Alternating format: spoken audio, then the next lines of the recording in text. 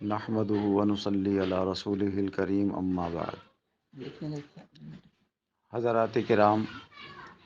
اس مرتبہ ایک آدمی کی طرف سے صدقہ فطر 2 کلو گیہوں یا اس کی قیمت جو تقریباً 2 کلو گیہوں کی قیمت اس وقت 50 روپے ہو رہی ہے، تو ایک آدمی کا صدقہ فطر 50 روپے ہوا۔ اگر کسی کے گھر میں 4 افراد ہیں تو شوہر اور بیوی اور اس کے نابالغ بچے، ان سب کا صدقہ فطر ادا کیا جائے۔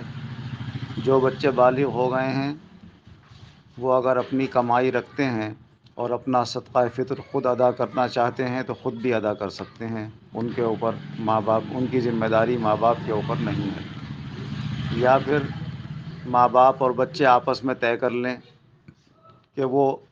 جس کی طرف سے نکالنا چاہیں تو وہ کہہ سکتے ہیں کہ ہم اپنے بیٹوں کی طرف سے، بالغ بیٹوں کی طرف سے بھی نکال رہے ہیں صدقہ فطر، تو پھر بالغ بیٹوں کو اپنی طرف سے نکالنے کی ضرورت نہیں ہے۔ یہ صدقہ فطر اس لیے ادا کیا جاتا ہے کہ اس کے بارے میں حضور نبی اکرم صلی اللہ علیہ وسلم نے ارشاد فرمایا کہ صدقہ فطر